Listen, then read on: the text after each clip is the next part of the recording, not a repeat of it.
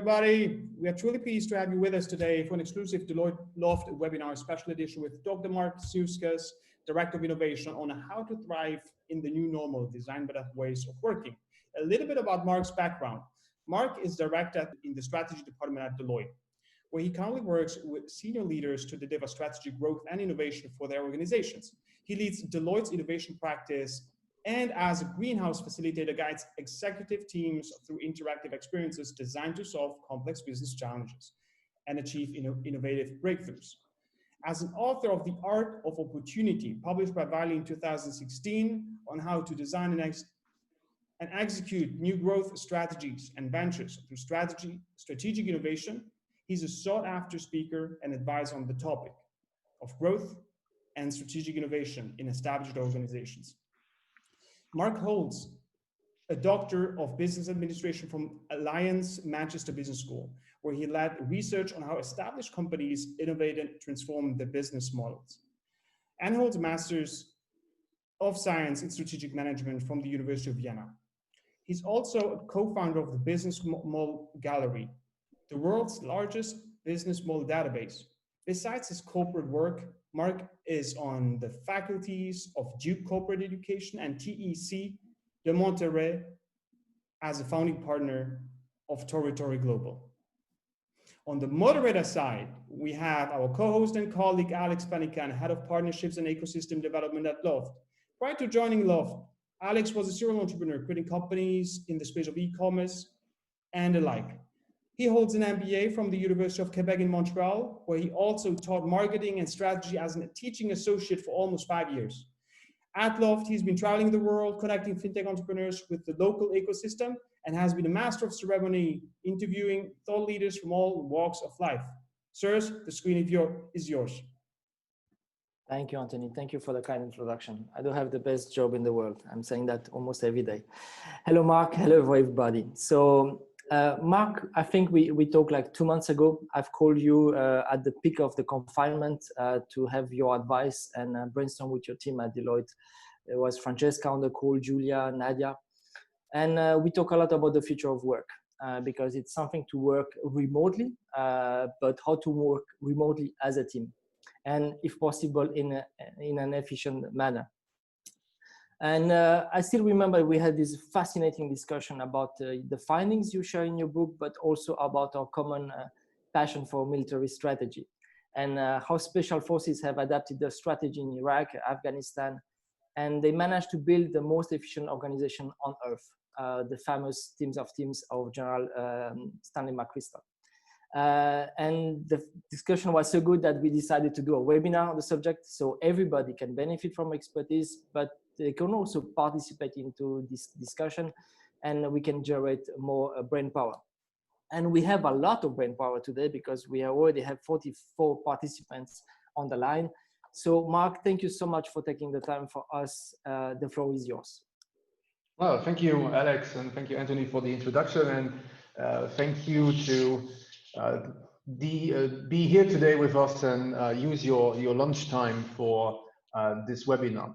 So we covered the introduction already, so I'm going to skip that. The most burning question for everybody on the webinar is probably, will we get the slides? Yes, so don't worry, we will share the slides afterwards, so that is already taken care of.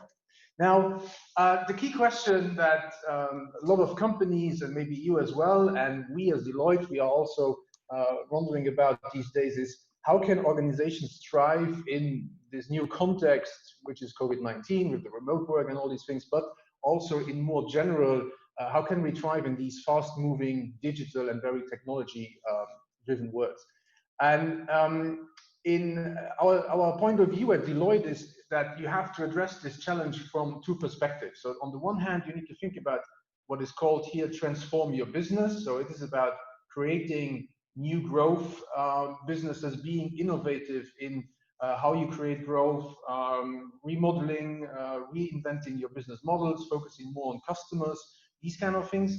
And on the other hand, you also need to think about how can you transform your organization? And here we're talking about transforming your culture and adopting new ways of working. And this is what I would like to discuss today, this transforming your organization through new ways of working.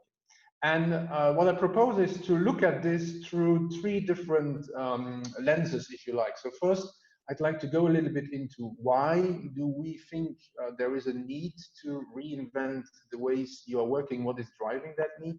Then I would like to spend some time on discussing what are these new ways of working, and then I also invite you obviously to join in, and we have a couple of polls and questions in between. And then finally, give you some ideas, some principles on how you can transform your ways of working. Because here the experience and the learning is that if you want to move your company towards new ways of working, it does not work well with the traditional old ways of doing change management. And so new ways of working might also then require new ways of how you do the transformation. So, and I hope that's okay with everybody, that covers your interest, and please feel free in between to just drop a line, your questions into the chat. We can address them throughout, or we can also then, I think we have some time at the end to pick them up at the end. So let's have a look at what is driving the need for new ways of working. And I'd like to start with a little bit of a short poll to get some insight from you guys, what is happening in your companies and whether you are wondering about any of these questions, or if you're a consultant, maybe your clients are wondering about any of these questions. So I'm just going to open the poll so you can just pick one of these four, or maybe option 5 is all of these. So the question is, does your organization struggle to move quickly, and what can you do about it? How do you empower employees to make them take more responsibility and be more customer centric? How do you organize for operational excellence, cost efficiency and innovation at the same time? Right? Or maybe you're also wondering about how can your organization sense changes in the market more rapidly and adapt to these changes also more quickly? Can everybody see the poll? Many are responding, so I guess yeah. yes. So we have about 50% voted. So if I may ask the others to pick something. So we have a lot of people saying all of the above, and then the Organization for Operational Excellence, Cost, Innovation-Driven Growth is kind of at par with sensing changes and responding to these in the market. Yeah, just maybe 3 more seconds. 3, 2, 1. Let me close the poll and quickly share the results. So here you see what you guys come up with. Yeah, so I mean, it is fairly distributed. A lot of people are all of the above, and then, as I said, how to sense changes and respond to them quickly, and how to organize for operational excellence and innovation at the same time seem to be the very hot topics, closely followed also by how to empower people. Good. So let me briefly outline why we think you need to think about reinventing how you work, what is driving that. And I have 3 key arguments. The first one is the complexity in the environment and the uncertainty in the environment. Second argument is that the way we work is very outdated, the way we organize, the way we manage. And if you don't believe in the complexity, and you might not believe in the ways of working being outdated, my third argument is going to be that those who have already adopted and changed their ways of working, became more agile, more customer focused, they have reaped tremendous benefits. So we're going to look at these benefits.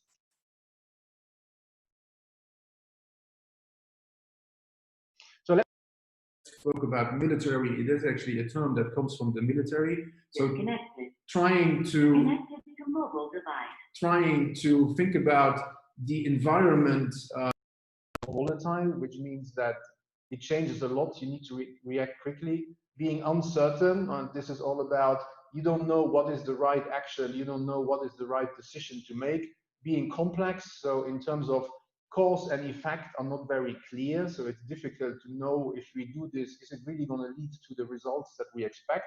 And ambiguous, so in the sense that it's very open to interpretation. There might not be hard data that tells you exactly what you need to do. And what you see on the right It's a framework called the Cynefin framework. It's a Welsh professor who invented that. You see the link there. It's a Harvard Business Review article where it was first introduced. The article is already a couple of years old, but I think it's becoming more and more relevant. And basically what the model says is that if you are on the lower part, on the audit, your situation can be simple or it can be complicated. And no matter what it is, the usual way of how we think, how we are trained to think about gathering data, performing an analysis, formulating a response, and then implementing that, it works well in simple and complex in complicated environments, right? Because we know them, we can analyze them, and we can formulate a course of action.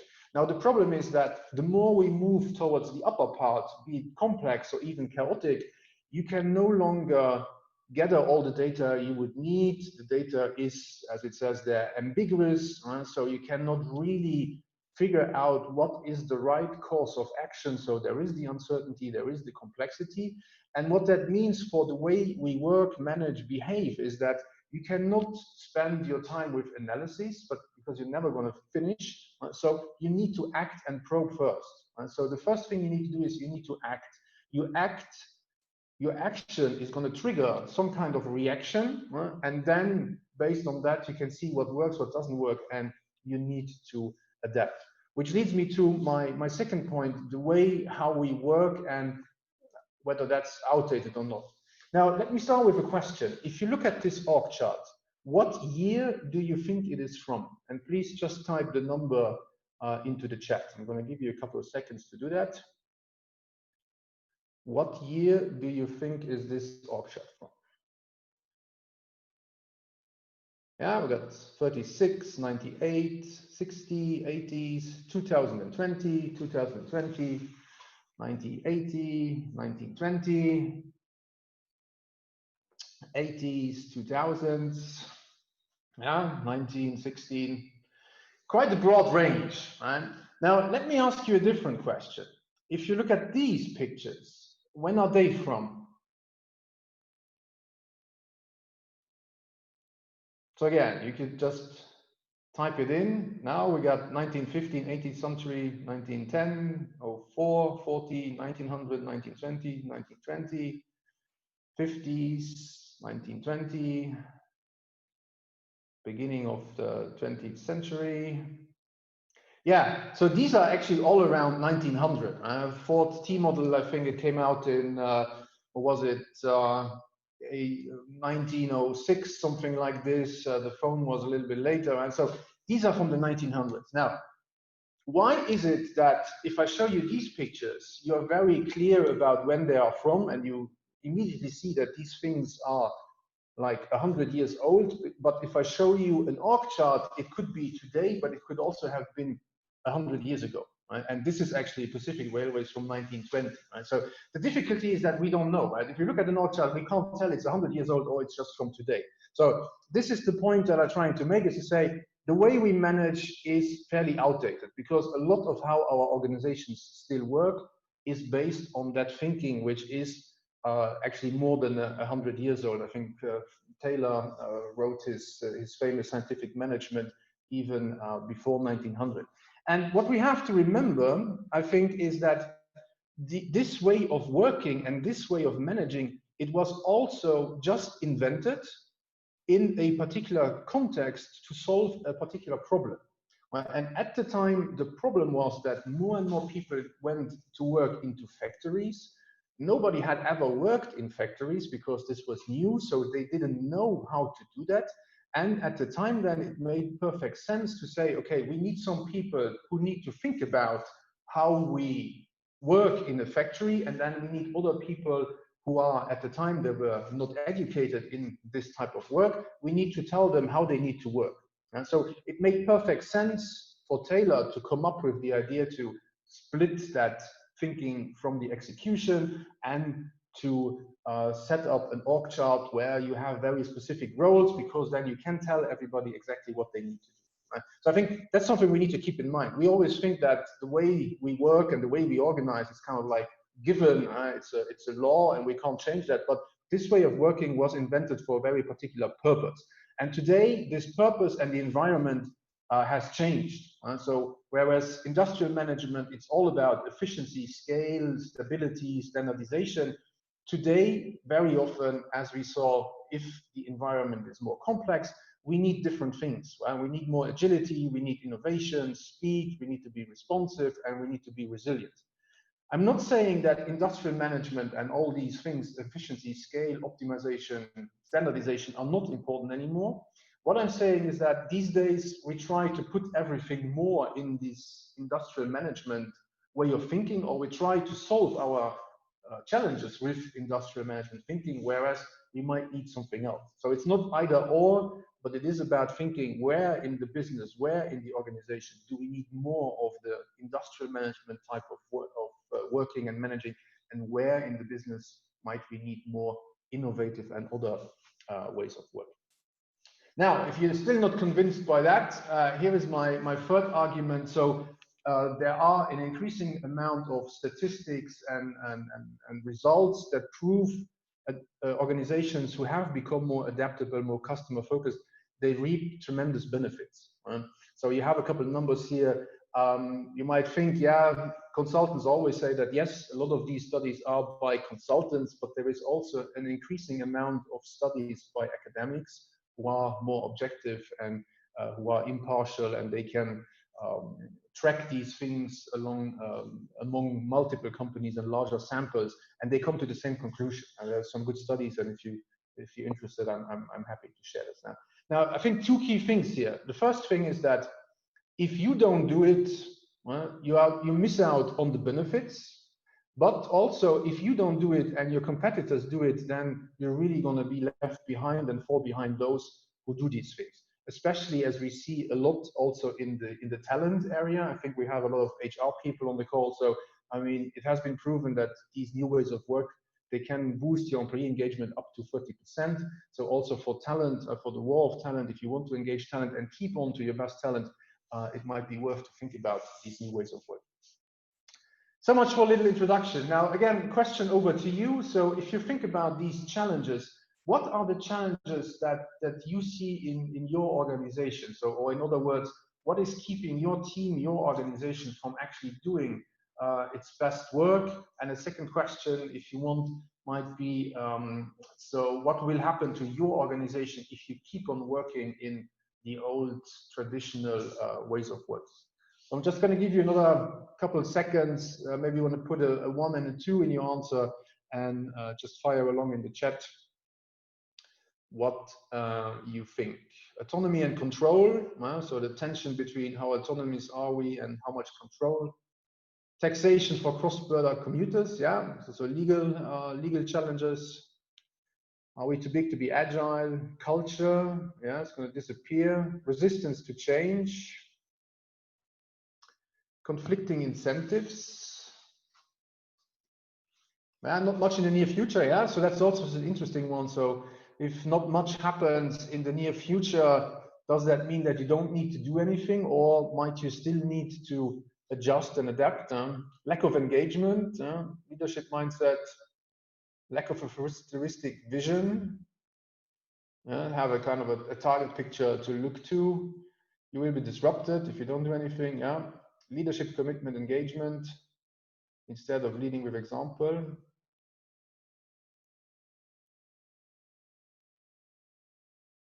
Yeah, don't know how, yeah, uncertain future, we'll keep low margin, the organization won't develop itself. Yeah, good, excellent. So lots of challenges, and my argument here is that, okay, you need to, or maybe it's worth looking into transforming the way your teams work, your managers lead, and your organization operates to solve these challenges.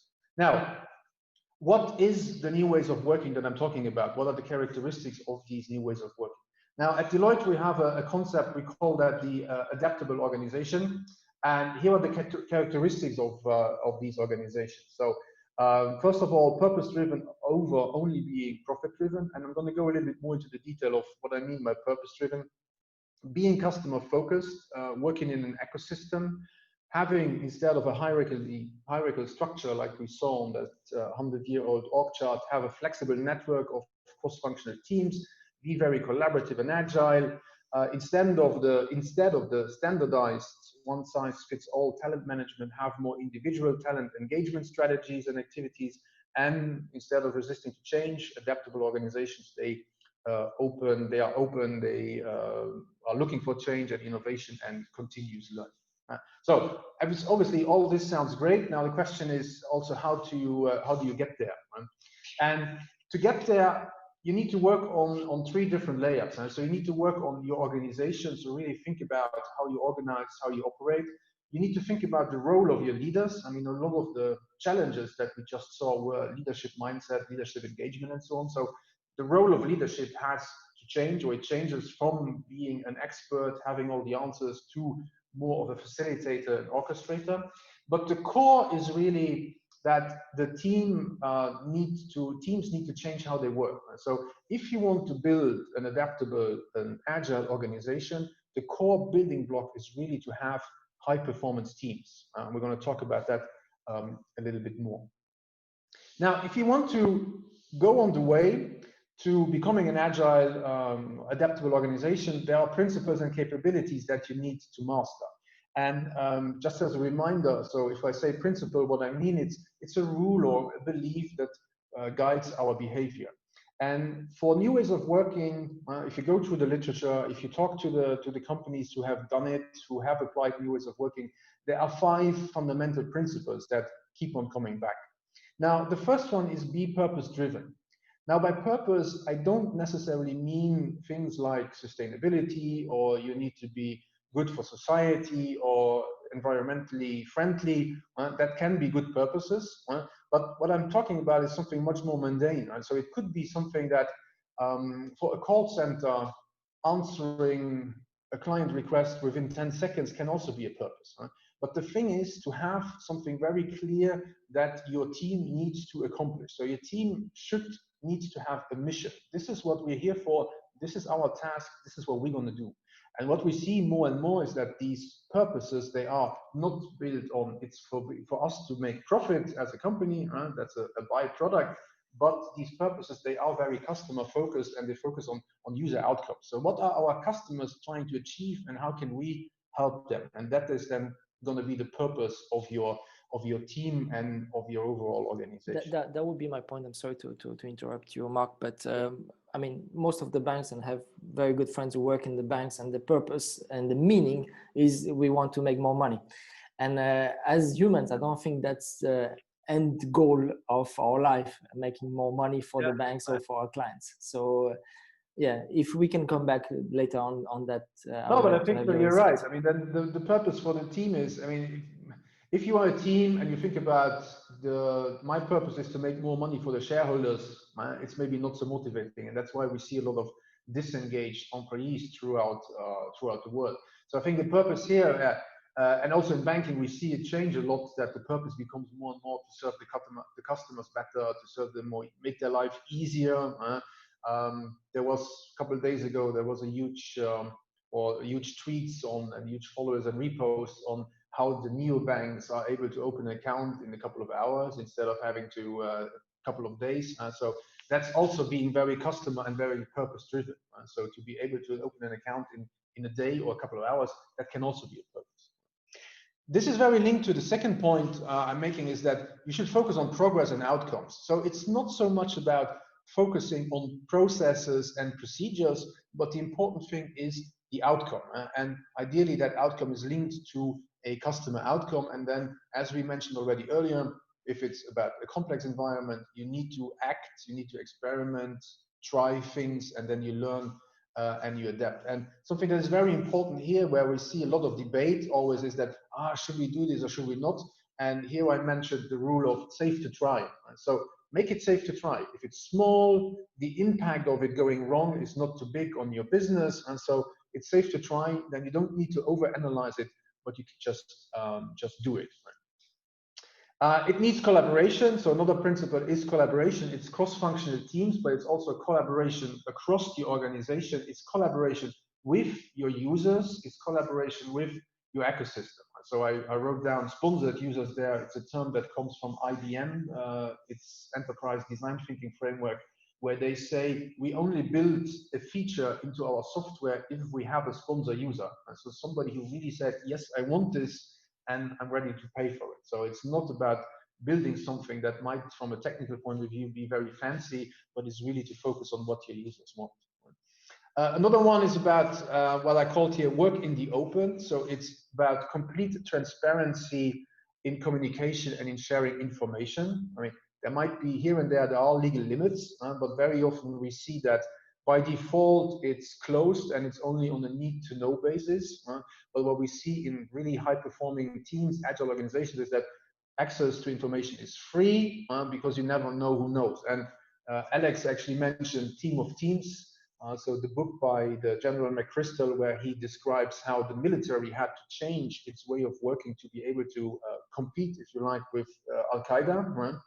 And in the book, he describes how he installed what was called the Operations and Intelligence meeting. So that was 6 days a week, a 2-hour meeting with up to, at some point, 7,000 participants, call 7,000 participants, where they shared all the information that was available.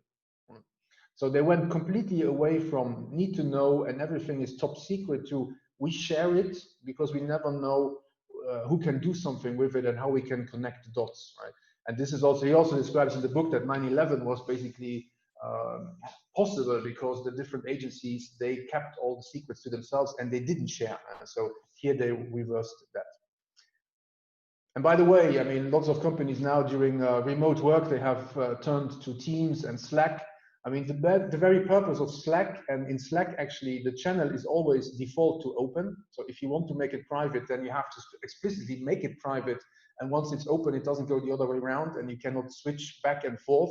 And so the key idea is that if you have something like Teams or Slack, everything is open. All the discussion is in the open. So if you're not prepared to do that, then there is not really any use in using Slack or Teams. You could just as well stay with email and have that one-on-one conversation. And the fifth element that I mentioned here is, I call that be people positive. So here it's all about you trust the people, you trust the teams that you put in place, that they work on the purpose, that they work towards progress and outcomes, that they collaborate, and you give them the autonomy and the end-to-end responsibility and the execution power that they can actually work on these things and do these things. Again, Team of Teams, as we mentioned it, they did communicate, so the open communication, they did that for a year. And after a year, they said, okay, now we think everybody has what we call shared consciousness. So everybody knows what we're really trying to do. The purpose is clear. We started collaborating. Now we give the execution power to all these teams, so they don't need to ask for permission any longer if they want to do something, but they can just do it. Now, to get all of these things, where are you in your organization? What do you think? So how well is your team or organization doing on these 5 principles? And again, I would invite you to just put in the chat, 0, you don't do any of that, or 10 would be, you got all of this 100% in place. I'm just going to give you a couple seconds. 40, wow, that's cool. Matteo, we're going to talk about what it is that you are doing. So I got 5, 0, 8, yeah, 2, 3, 8, 20, 30, good.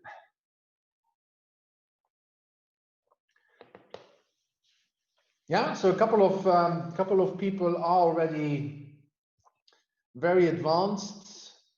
Others, they have challenges. People positivity and trust is a challenge here.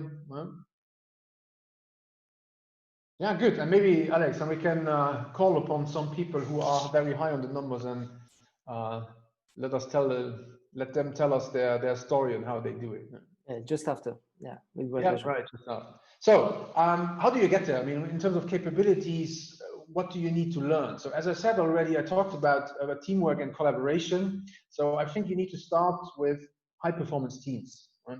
And a high-performance team, so that's the key building block, as I said earlier, of how work gets done these days in organizations. So that's where you should start. And one of the characteristics of a high-performance team is that they have a clear purpose, they are aligned on the purpose, they have a clear feeling of membership and team identity. I know that in business, we very often say, I'm part of a team, but actually what we're talking about is rather more a group of people in a department, for example, and not really a team where I say we all have a shared identity, clear membership. In most teams these days, it doesn't matter if you're on one team or the other, and it also changes often quite a lot. Characteristics of these teams, so there's high trust, mutual regard, openness in communication, clear roles, clear processes, clear goals, disciplined execution, but also very spontaneous interaction, and also recognition and celebration of successes and each other. Second point, second capability is everything that has to do with adaptability and agile. So I'm not really talking about, it doesn't have to be safe or Scrum, but the principles and the work, the mindset of agile working. So working in sprints, working fast, focusing on outcomes, focusing on progress. So these are the key elements here. And the third one is everything that's around human-centered innovation and problem solving. So because we said being people positive, being aligned to customer needs. So the human-centered or design thinking gives you all the tools you need for these things. It's again very focused on process, on progress, very focused on outcomes, empathy, being there for your customers. So I think that these things, if you work on these three, or if you have a look at these three, they give you the tool set and the methodologies that you need to start building high performance teams that can work according to the 5 principles that I outlined above. So that's it for why and what. Now let's share some information or some ideas on how the transformation should work. And as I said already earlier, I think the key thing here is that we see that a lot in organizations, that management says we need to change the way we work, we need to change the way we organize, but then they try to do that in the traditional industrial management way of working, if you like. And that also needs to change. So some of the problems that you guys mentioned earlier, they can be addressed through having a new approach to the ways you do change management and transformation as well.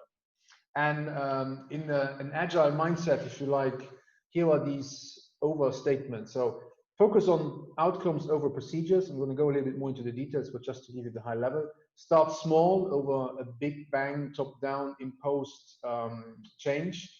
Invite over enforce, and top-down versus over bottom-up. This might be a little bit counterintuitive, but I'm going to come to what I mean by that.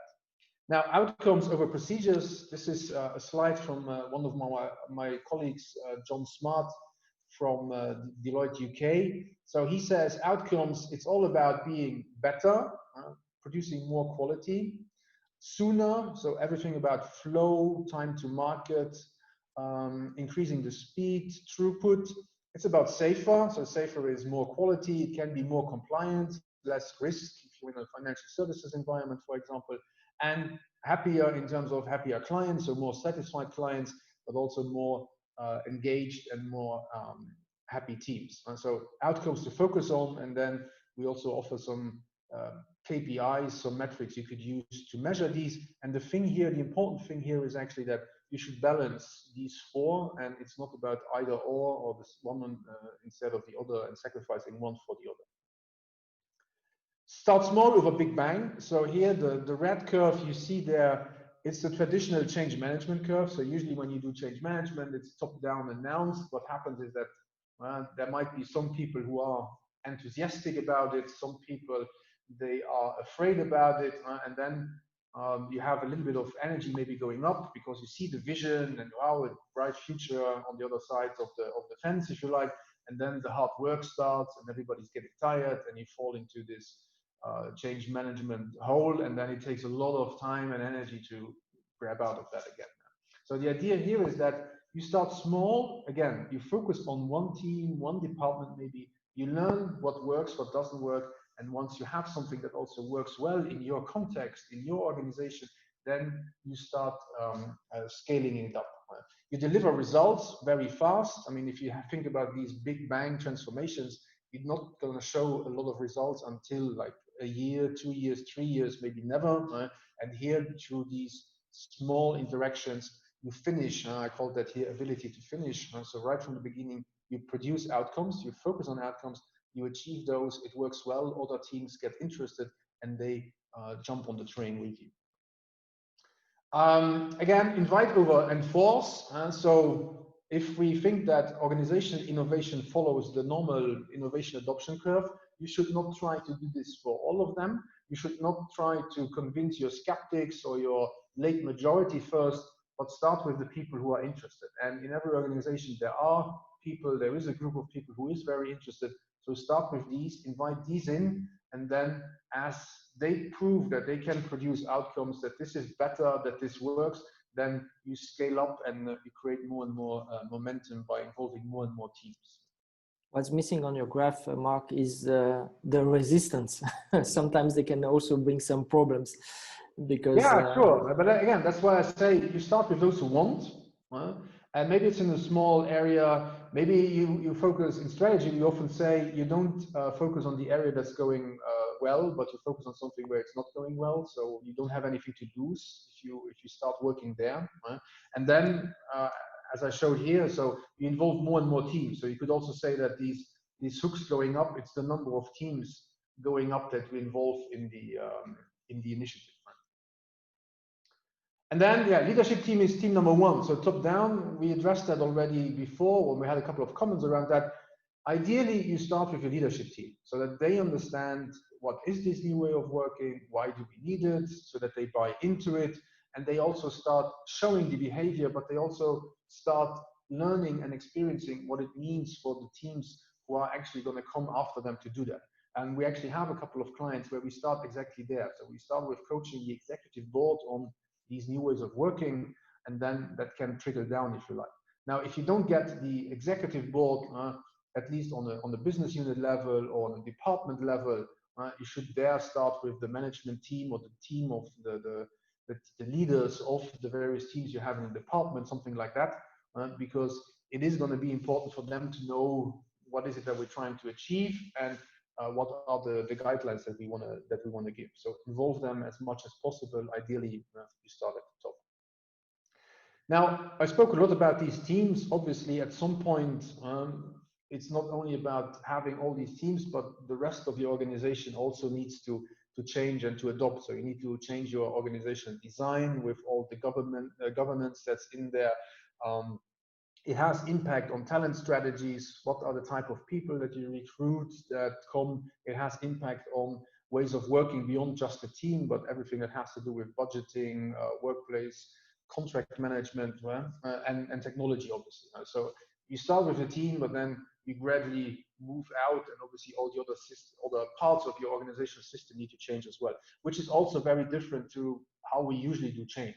So the traditional change management, if it is more top-down, then you start doing all of these things, and very often the last thing you do is then you start working with the people that they behave differently. So again, start with a team. My call to action to you guys would be you start with one team. A good methodology that has proven to work very efficiently in real life is that first step is you train them. So training is all about creating awareness and inspiration for new ways of working, showing examples, outlining what could it be, discussing the principles that are outlined, discussing the capabilities that are outlined, for example. And then as a second step, and we often do that together, so we have a 2-day workshop. Day 1 is more on the learning, and then day 2 is already on the how can we apply this new way of working, what would we like to try. So here also, in terms of being people positive, focusing on outcomes, giving them the autonomy, let them decide what they want to do.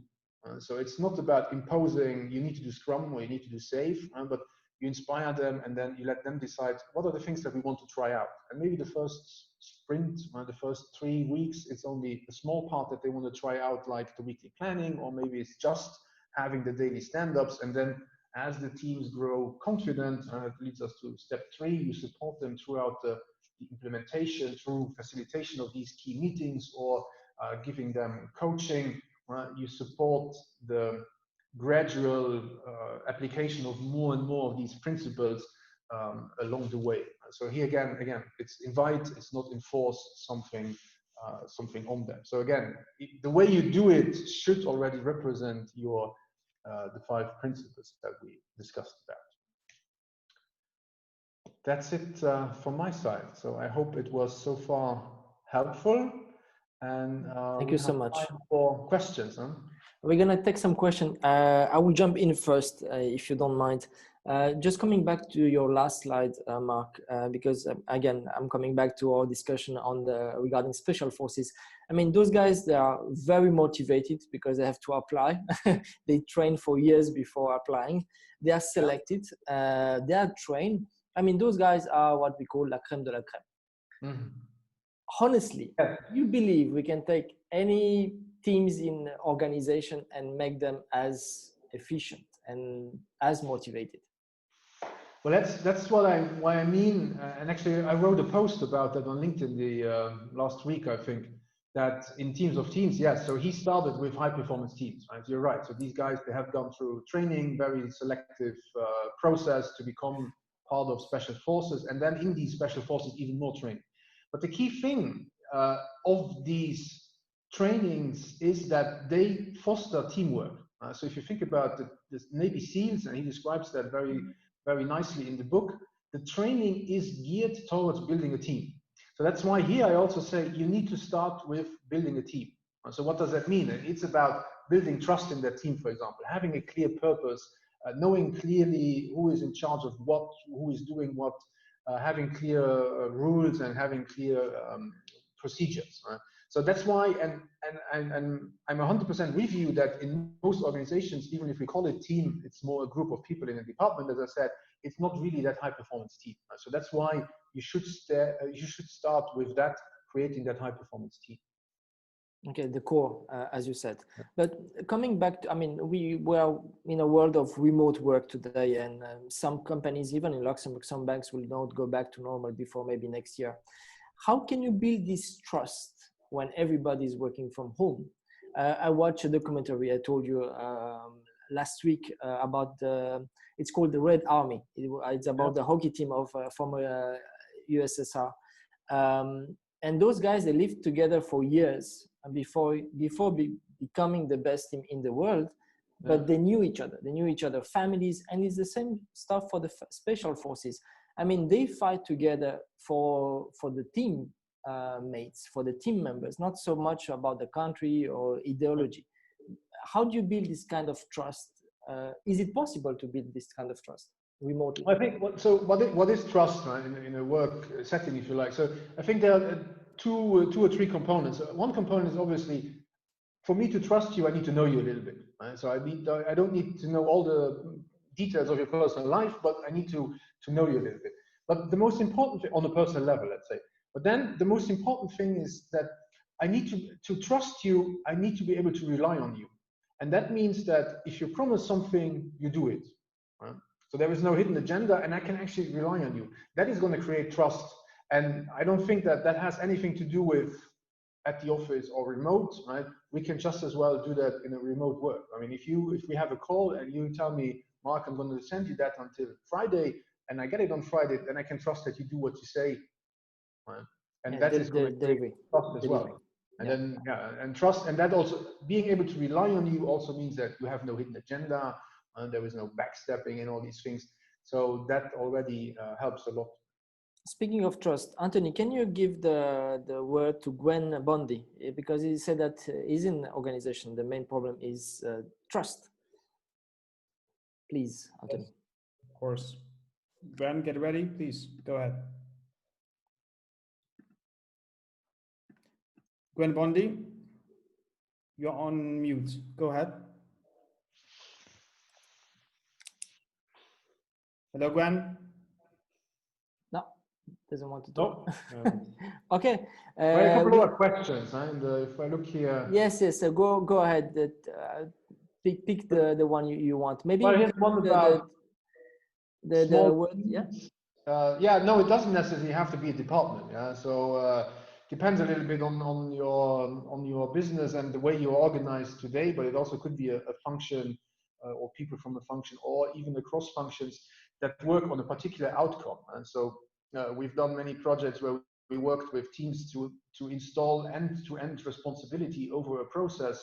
So here you don't necessarily start with one part, but you start with a couple of people who are working across that process. Again, with the idea in mind to focus on outcomes, an end-to-end process view might be might be helpful. And then you might need a team who consists of people in procurement before it then goes to purchasing, and then it goes to delivery and invoicing and the payment of the invoice. So that could also be a team. So in SAFe, they call it, they talk about value streams. So really, again, focusing on the outcome, focusing on who do you need across the board to be able to focus on these outcomes. And if you then go to a level of like an ING who has adopted this agile model of organization, so here you really have cross-functional teams who care about and focus on one particular product, solution, outcome, and they cover the entire process. What else do we have? Maybe we can ask Christoph to intervene. Christoph Baronheit, please. You can ask your question. Yes, hello everyone. My question is the following. Based on your experience, have you seen leadership teams able to actively challenge themselves, maybe to a point leading to the replacement of many of their old style members? Yes, I also have seen that. I have I actually described that in the book, a private hospital in Switzerland, where the managing director went so far to fire everybody who was not on board with him. So obviously he did not do that right away, but after like half a year, and he saw that these people are not playing along and they're not in the new mindset of what he wanted to install, the people had to go. So up to that point even, yes. Perfect, thank you so much. Maybe can also ask Mathieu. So Mathieu Giacome, are you still online, Mathieu? I'm here. Yes, Mathieu. So you put 40 and then you retracted to 4 on 10. We want to ask about your experience. Why My bad, because it's my bad because no, I saw the figure 100%, so I thought that was a percentage index. I'm really shameful. But from my experience, we're a small team, so we have no problem with communicating and trust. But I wanted to know, because you used a lot of comparisons with military procedure, and I wanted to know, because the task force, the commando, that's a part of the army, but the most part of the army, was, especially in the 20th century, simple conscript. How do you manage them? Yeah, so as I said, I think we made some reference to that because Alex mentioned the book. I mean, there are other books or other theories who talk about agile in a more business setting. I think the interesting thing is also, so in the military, if you think about it, the military is one of the oldest and probably most hierarchical organizations that you can find. Right? So in most business organizations, although we have the org chart, there is this formal organization, how it is drawn on paper or on a slide, but then there's the informal organization, how work really works, and there's a lot of cross-functional work and not always that going back and up to get a decision, which is the case in the military. And I think the other, and yeah, he did it for the special forces, for like SEALs, but they did it also for a larger audience. And the idea was to say, we have these individual teams and they can perform so well, we just need to replicate that on a larger level. Right? And the second thought that I have to your question is that, again, as I said earlier, maybe it is not for everybody, and maybe you don't need it everywhere in your business. So my invitation is not to say, let's overthrow all of how we work today, and it needs to be new ways of working. But what I'm saying is that you need to be more differentiated where to do it and where not. I think there was another question around not everybody wants to have this and likes to have this, and you're right. So it is really about, again, inviting people and thinking about where does it make sense and where does it not make sense. If you are, I don't know, you are an insurance company and the claim processing, you don't need to be particularly agile and innovative in claim processing. I mean, there is a standard process. There are rules and regulations also from a legal side on how it needs to be done. And here the objective is still scale, productivity, standardization. So it makes sense. You have to think about where does it make sense to do this and where not. Thank you, Mark. We have a question from Najia. Najia, please, if you can ask your question. Yes, hi everybody. So my question is more related, to the skills for this to hire, we can say, or to invite the first we can say leaders. Mm-hmm. And I have the impression that it's not everybody can be hired for that, because it needs some courage to innovate, willing to discover new way of doing job, we can say.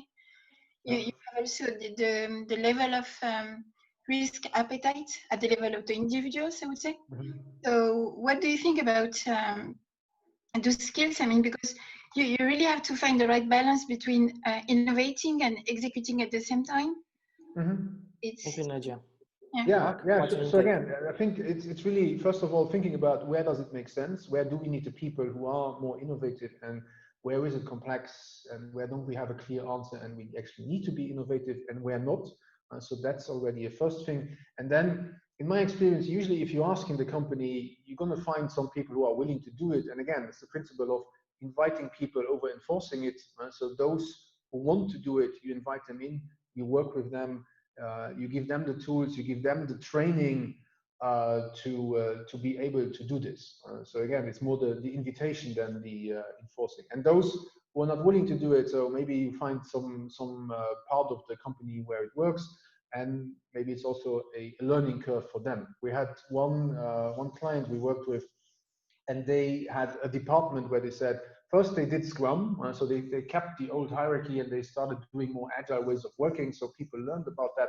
And then at some point they jumped to this giving the team complete autonomy, and they eliminated all managers and everything in the team. So they just had one head of the team, and then everybody else was said, you're going to do self-management. And a lot of people were very overwhelmed with this, because suddenly now I have to make all the decisions. What happens if I make a wrong decision? And I'd rather have the opinion of my boss. But there are also in these organizational models, if you talk about holacracy, for example, is a new innovative way of how to organize. There are rules and or guidelines on how you can deal with these issues. So, for example, even if you have to take a decision in holacracy, there is the rule that you should consult others who are impacted by the decision. So you're not kind of left alone with that decision. So I think there are ways to mitigate the risks that you're talking about, and this feeling of being overwhelmed by all the self-management autonomy that you get. And again, if we take team of teams as a good example, what we see a lot in companies these days, like the example that I mentioned, so they went very quickly to let's give everybody self-autonomy without really preparing people and the team necessarily to get to that point where it was possible.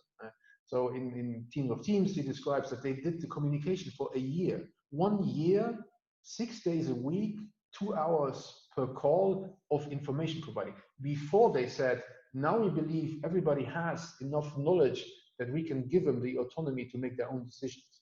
So what we see a lot in business these days is you have a team, they go to a Scrum training, and then they get all the autonomy, but they are not well prepared. They don't have everything around that is necessary to go that way. Thank you, Mark. One last question from Jung Seng. Jung, are you with us? He might not be with us. Okay. Questions about learning agility, learning from failures, yes, and stop the learning loops. Yeah, so it's all about, I mean, that's ways of working. These agile ways of working, they include the retrospectives, the reviews. So that's all about having cycles of learning on, I think that's something very important also in Scrum that's missed very often. You learn on the outcomes you produce, you review the outcomes, the work you do, the deliverables you do, but you also do the retrospective in terms of how did we work as a team and how does our way of working work, and do we need to change anything there? So when we went as our team of the innovation team of Deloitte, when we went remote, we also had these cycles of learning. How do we adapt to this? And now we do everything online. So we used Microsoft Planner to have a board with the weekly deliverables. And we also switched and changed these things. The first week we had stand-ups in the morning, then we had stand-ups in the morning, and we had stand-ups to close the day. And then the team said, well, we think we just keep the ones in the afternoon. And now we also redesigned and we fine-tuned what we do during these stand-ups, the kind of questions we ask, the kind of discussions we have. So that's all part of the learning. Thank you, Marc. So Abby, we are running out of time, so be very brief for your question, please. Thanks, buddy. Marc, quick question. I know this is a rhetorical question, right? Today's world, people are supposed to be 50% managers, 50% leaders. But I'm still saying there's a lot of people who are still only wearing a managerial hat and not moving to the leadership hat. How do you convince those people to move along? Thank you. Yeah, so I mean, it's something that I touched upon. It's this having that discussion around, if you want to change ways of working, what is the role of leadership then? Right? Is it that managing? And for me, managing would be more the command and control type of work. And so talking about these thought leaders from the 1900s, there was the French gentleman Fayol, and he was very clear on the roles of a manager, and like half the list is only about control, planning, and these kind of things, right? So but Marc, I think sorry, Marc, to cut you short. The problem is these people know all of this, right? They themselves still don't want to change. It's the ingredient inbuilt DNA. I mean, it's a difficult question. We might not have the right answers to this. But is there any ways, the methodology, what would you suggest from your experience and your wisdom? Well, in terms of methodologies, again, it's an invitation to think about it, right? So to reflect upon these things. And again, as we said earlier, also, you're not going to get everybody, right? Not everybody wants to do it. Not everybody is aligned with that. And then again, also, you might not need everybody. It's just like you don't need everybody in the company to be innovative or be an entrepreneur. You need some people who do the standards, they follow the rules, procedures, and you need other people who think out of the box and who are agile and who are more innovative. So it's really about finding that. And it's maybe also about, so if I can reformulate the question, is instead of trying to turn everybody into a leader, you think about what are the strengths of those who are managers and where can we use that strength to the best of what we need in the company. Right? So there too, in terms of the principle of being people positive, it's also about acknowledging the strength that these people bring and think about how you can value that and use that strength. So don't change the people, use the strength as they are. Thank you so much, Marc, for the Don't wisdom. take those who don't want I have like 10 other questions for you and as our listener today, but we are running out of time. We're going to do, I hope, another session. One of my last questions was regarding education, because it didn't change since industrialization, and that should also be maybe more innovative and more agile, but we'll do it in another session. So it's interesting that you picked that up. There is a lot of, if you look at social media, there's a lot of discussion about business schools and the elite universities in the US, at least, needing to change their model as well. Right? Exactly, because they didn't change for the last century anyway. So Marc, thank you so much. I will just give the mic to Anthony to close the session. Anthony? If you have any other questions, feel free to just drop me an email. Right? Yes, I just want to show you briefly what is coming up in terms of webinars in the upcoming weeks. So next week, we have fantastic speakers that we're bringing in, an expert in geopolitics on a new geopolitical landscape and global opportunities to seize post-COVID-19. And then I want to briefly emphasize on our FinTech Friday, which is a virtual gathering that we organize every single month for our community. We will have a fantastic speaker, a VC, a renowned VC from the UK, speaking during a fireside chat together with Nasir Subari, our CEO. So don't hesitate to subscribe and meet us there. Back to you, Alex. Thank you. Thank you, guys. Thank you for being part of that. Thank you so much, Marc, for taking the time for us and sharing your expertise. Hope we're gonna do a round 2 with you. Thank you. Have a nice day. Keep safe, everybody. Enjoy your weekend. Bye-bye.